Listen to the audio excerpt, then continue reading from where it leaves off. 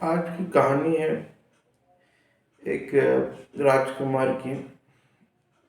एक राज्य में एक राजा होता था जिसका नाम भद्रभान था।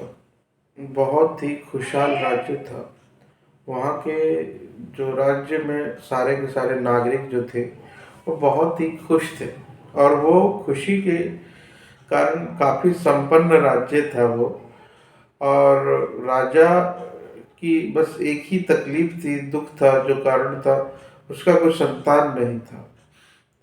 और ये इसी कारण से वहाँ के जो नागरिक थे वो भी इस दुख को बहुत ही ज़्यादा मानते थे, क्योंकि उनका कोई आगे वंश नहीं था जिसके वजह से उस राज्य के ऊपर कोई दूसरा आगे राज कर सके। तो बहुत ही पूजा पाठ और उसके बाद एक उनके घर में एक पुत्र पैदा होता है, जिसकी वजह से उस पुत्र को बहुत ही लाड प्यार से पाला जाता है। और वो लाड प्यार तो बचपन तक के लिए ठीक था, बट वो धीरे धीरे जैसे कि बड़े होते हैं तो उनके अंदर अहंकार, एरोगेंस इस तरह से बढ़ता रहता है, और वो फिर लोगों को बहुत ही तुच्छ समझने लगते हैं। सेनाओं को अपने पैरों की जूती समझते हैं। वो किसी से भी प्यार से बात नहीं करते हैं और किसी की कद्र नहीं करते हैं। तो राजकुमार का इस बिहेव को देख के सभी लोग बहुत ही दुखी थे और बहुत ही परेशान थे। और ये बिहेवियर देख के राजा भी, जो राजा के पास नागरिक लोग शिकायत लेके आते थे राजकुमार की कि राजकुमार ने ऐसा किया, हमारे साथ ऐसा व्यवहार किया, तो राजा भी अपने बेटे राजकुमार के व्यवहार से बहुत ही ज़्यादा दुखी रहते थे। तो उन्होंने एक मीटिंग बुलाई, सारे मंत्रियों को और सारे गुरुजनों को वहाँ पे आमंत्रित किया, और उनसे पूछा कि ऐसे ऐसे हमारे राजकुमार के विषय में, जो अगर इसी तरह से चलता रहा तो ये भविष्य में कैसे एक अच्छा राजा बनेगा, कैसे इस राजकुमार को सही मार्गदर्शन दिया जाए। तो वहाँ पे जितने भी ज्ञानी पुरुष थे उन सब ने एक परामर्श दिया कि एक आचार्य है, अगर उनके पास जानवर को भी भेजें तो वो मनुष्य बन जाता है, और हमें अपने राजकुमार को वहाँ भेजना चाहिए उस आश्रम में, और वहाँ आश्रम में जाके हमें विश्वास है कि वो जरूर परिवर्तन होंगे।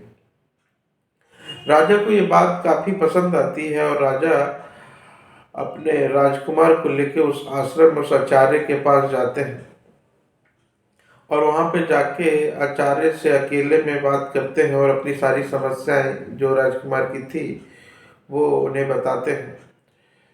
तो जो आचार्य होते हैं उन्हें आश्वस्त देते हैं कि आप बेफिक्र हो जाइए, कि आप, ये मेरी जिम्मेदारी है, मैं इसको सही कर दूंगा, आप बेफिक्र होकर जाइए। राजा राजमहल लौट जाता है और राजकुमार उस आश्रम में रह जाता है।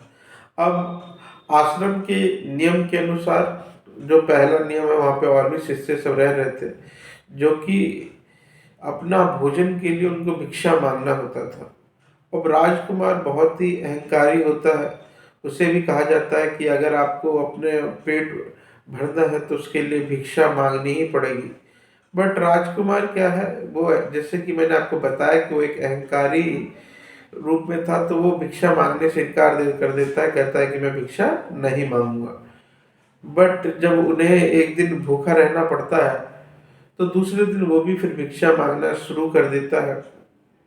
बट उसके कड़वे वचन के कारण उसे कहीं से भिक्षा नहीं मिलती है, तो उसे आधे पेट का भोजन तो किसी तरह आश्रम से मिल जाता है। फिर उनकी, जितने भी उनके शिष्य थे, उनकी संगति में रहते रहते उनका जो आचरण है, उनकी जो बोलचाल में भाव है, उसमें बदलाव आता है। अब ये भी उन लोगों के बीच में रहते रहते अपने बोलचाल की भाषाओं में परिवर्तन करता है, जिससे कि फिर इसको भी भिक्षा पूरी मिलती है, पूरे पेट भरने लायक, और फिर इसका पेट उससे भर जाता है। एक दिन आचार्य ने इसको अपने संग एक बाग में चलने को कहा। तो राजकुमार उसके आचार्य के संग जाते हैं, उनके पीछे पीछे। तभी वो बाग में पहुंचते हैं तो वहां पे आचार्य कहते हैं कि राजकुमार जाओ, शिष्य मेरे लिए एक गुलाब का फूल पूजा के लिए तोड़ के लेके आओ। वो जाते हैं और फूल का एक सॉरी गुलाब का फूल तोड़ के लेके आते हैं और अपने गुरु को दे देते हैं। और फिर उन्होंने कहते हैं कि जाओ एक नीम की डाली से एक नीम की डाली तोड़ लाओ। वो नीम की डाली से नीम की डाली तोड़ लेता है, वो भी ले आता है। अब जो आचार्य होते हैं वो आचार्य कहते हैं गुलाब के फूल को सूंघ के बताओ कि तुम्हें कैसा लग रहा है। वो गुलाब के फूल को सूंघता है और सूंघने के बाद कहता है कि आचार्य ये बहुत ही अच्छी इसमें खुशबू है, इसकी बहुत ज़्यादा वो प्रशंसा करता है उस गुलाब की, उसकी कलर की, उसकी विशेषताओं की, वो बहुत ही वर्णन करके बताता है। फिर आचार्य कहते हैं उनसे कि अच्छा करो, अब ये नीम के जो डाली लाए हो उसके पत्ते मुझे चख के बताओ कि कैसे हैं। तभी राजकुमार जो होता है वो नीम के पत्ते चखता है, वो बहुत ही कड़वे होता है, उसे तुरंत ही थूक देता है और वहाँ आसपास में पानी ढूंढने लगता है बहुत ही बुरी तरीके से, वो बहुत ही कड़वा होने के कारण। तभी वहाँ पे उनके आचार्य जो होते हैं वो मुस्कुराते हैं और मुस्कुराने के बाद उन्हें आसपास में पानी मिलता है, वो पानी पीते हैं। उसके बाद राजकुमार आचार्य के पास आते हैं तो आचार्य से पूछते हैं कि आचार्य आप उस वक्त मुस्कुरा क्यों रहे थे जब मैं पानी ढूंढ रहा था। तो वो कारण बताते हैं, कहता है देखो राजकुमार, जब तुम आए थे तो पहले जब तुमने गुलाब को सूंघा तो तुमने उसकी तारीफ करी, उसकी खुशबू का वर्णन करा, उसके बारे में विस्तार से मुझे बताया, उसकी प्रशंसा की तुमने। पर जब तुमने नीम के पत्तों को चखा तो उसे तुमने तुरंत ही थूक दिया, तुम्हें बहुत ही बुरा लगा, उसकी बहुत बुराई करी, उसके बारे में बहुत बुरा बुरा बोला तुमने, बहुत ही बेकार है, ये है वो है। तो इसी तरीके से हम जीवन में तुम कर रहे हो। जीवन में जब तुम किसी के संग कड़वे बोलोगे, कड़वेपन दिखाओगे तो तुम्हें लोग वैसे ही व्यवहार करेंगे, उस नीम की तरह ही थूकेंगे, उस नीम की तरह ही फेंक देंगे। ठीक है। और अगर तुम फूल बने की तरह अगर लोगों से पेश आए, जिसमें सुगंध है, जिसमें खुशबू है, जिसमें मिठास है, तो जो तुमने वर्णन किया लोग तुम्हारी वैसे ही प्रशंसा करेंगे। तो तुम्हें डिसाइड करना है कि तुम्हें नीम बनना है या फिर गुलाब। तो वो दोनों ही चीज तुम में है, तुम जो भी चाहो वो मार्ग पकड़ सकते हो। तो जीवन में फिर उसको अपनी गलतियों का एहसास होता है और समझ आता है कि उसे क्या बनना है और क्या एक्चुअल वो गलती कर रहा था, अपनी गलती का उसे एहसास होता है और वो काफ़ी विनम्र हो चुका होता है उस आश्रम में जाके। अब वो विनम्रता भाव अपने अंदर रखता है और उसके बाद कुछ समय बाद वो एक बहुत ही अच्छा राजा बनता है, एक दयालु, एक ईमानदार राजा के रूप में एक महान राजा बनता है। अब उस कहानी तो यहीं समाप्त हो जाती है।